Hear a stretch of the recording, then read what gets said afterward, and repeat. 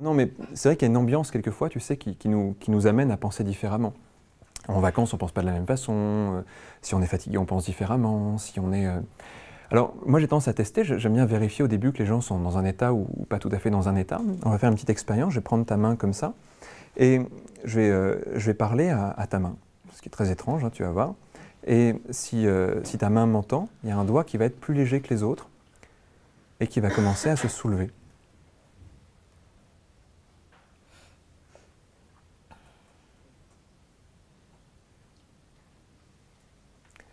Souvent, c'est l'index.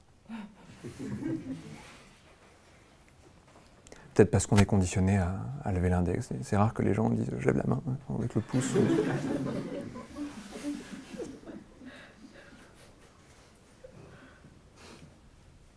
On va faire un truc, tu sais, même un peu caricatural, c'est un jeu. Hein. Si ton inconscient est présent, je m'adresse à toi, avec une voix grave, tu sais, ça fait très hypnotiseur de « je m'adresse à ton inconscient ». Au moment où il est présent, l'index commence à bouger tout seul. T'as senti? C'est le jeu, il n'est pas encore très présent, tu sais, il faut le réveiller un petit peu. Au début, c'est comme les gens qui dorment profondément, ils ouvrent un peu un œil comme ça. Donc je vais lui parler un petit peu plus fort. Inconscient, si tu es là, que cet index se soulève un peu plus.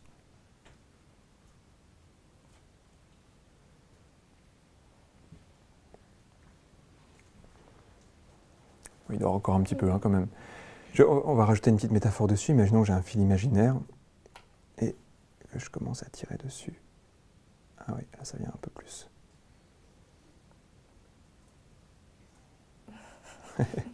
Voilà. Bon, il faut le tirer un petit peu, ton inconscient, mais il finit par venir. C'est bizarre, non, comme idée? Ce qui est génial, c'est que tu le fais avec les yeux ouverts. Ah bah oui. Ouais, mais quand les gens ferment les yeux, ils ont moins conscience de ce qui se passe. Ça met un peu plus de temps parfois les yeux ouverts parce que ça symbolise la conscience, le regard, mais c'est intéressant aussi de le vivre comme ça. C'est amusant, non? C'est toujours ton doigt, hein, mais et en même temps, c'est un peu celui de ton inconscient quand même. Et tu vois, on va même faire un truc encore un peu plus étonnant, c'est que là, cette fois, je mets le fil ici, là, et il y a toute la main qui va commencer à devenir plus légère, comme si elle était aspirée, tu sais.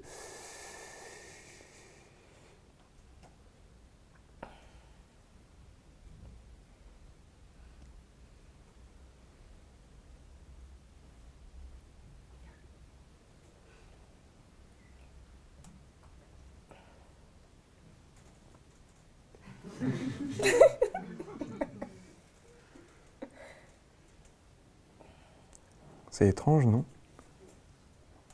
Moi, on me ferait ça, tu vois, je me dirais, il se passe un truc quelque part.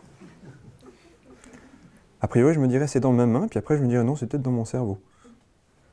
Il y a un truc qui est assez étrange. Alors, je vais faire ça pour voir. Hop. Bonjour, Pinocchio. Je veux un nom de marionnette, c'est le seul que j'ai trouvé. Mais... Alors, on va faire encore autre chose. Je te demandais d'imaginer que ton inconscient devient de plus en plus présent dans cette main.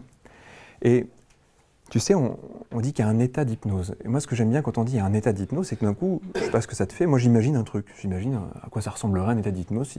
Si quelqu'un me disait, dessine-moi un état d'hypnose, comment je le dessinerais? Est-ce que c'est rond? Est-ce que c'est carré? Est-ce que c'est rouge? Est-ce que c'est vert? En plus, je trouve que c'est très hypnotique, quelqu'un qui me dirait, dessine-moi un état d'hypnose. Parce que ça nous demanderait de faire appel à une certaine partie de notre imaginaire. Dessine-moi une transe. Le mot transe est très beau, je trouve. Ça, si on parle des rituels dans lesquels les gens vivent des transes, des états modifiés de conscience, on étudie les transes chamaniques, on étudie tout ça aujourd'hui, et on se rend compte que c'est quelque chose qui a toujours fait partie de l'humanité, l'état modifié de conscience, que dans toutes les cultures, on a eu envie d'aller vers ça. Qu'on y allait après par l'imaginaire, par la peinture, par la musique, par la littérature, par le chant, par la danse, qu'on y allait par la fixation, qu'on y allait par la précision, la concentration, la méditation. Comme si dans tous les pays, comme si dans toutes les traditions, on avait eu envie de modifier les états de conscience. Et on va imaginer que ta main, elle est sous hypnose, et que si elle se rapproche du visage, le visage va rentrer sous hypnose. Parce que l'état d'hypnose, il est plus large que la main. Et au moment où la main va toucher le front, ça va être comme la sensation que l'état d'hypnose, il plonge dans le visage.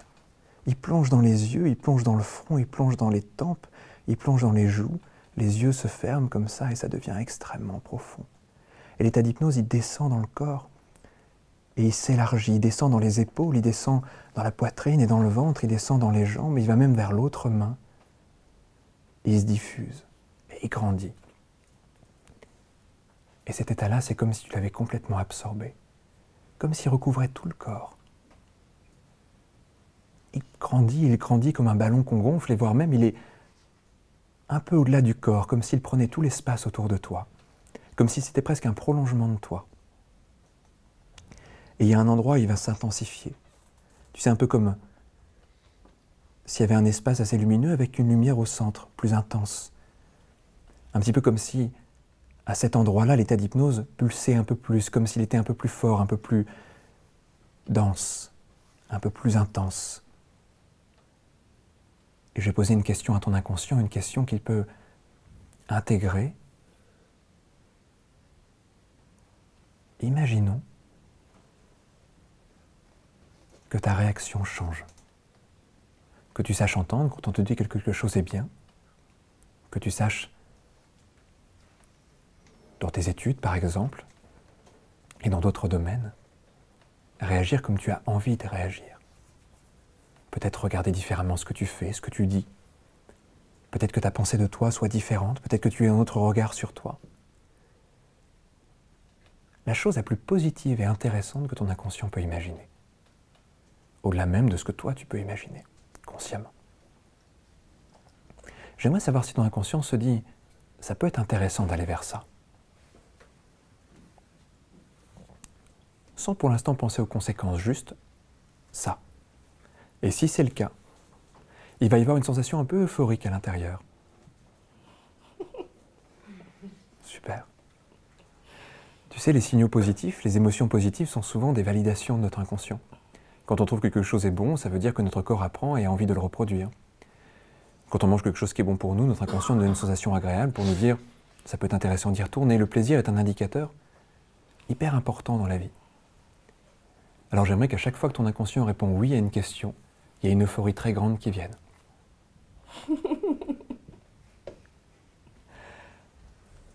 Maintenant, j'aimerais poser une autre question à ton inconscient. Est-ce que ça servait à quelque chose, pour une raison ou pour une autre, jusqu'à maintenant, cette façon que tu avais de te dévaloriser, de ne pas entendre les compliments qu'on pouvait te faire, ou les choses comme ça?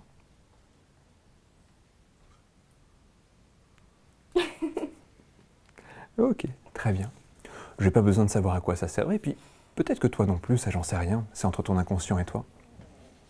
Parfois, tu sais, on a des rêves après, on a des réflexions, des prises de conscience, mais que ça arrive ou pas, c'est pas ça le plus important.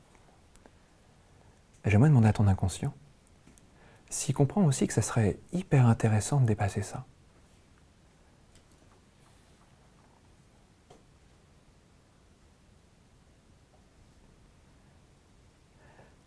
Pour l'instant, ça a l'air d'être une réponse, un petit oui quand même. Mais je vais essayer d'argumenter pour ton inconscient et j'aimerais qu'il entende tous ces arguments-là de la manière la plus neutre possible pour juste se demander si ça lui parle.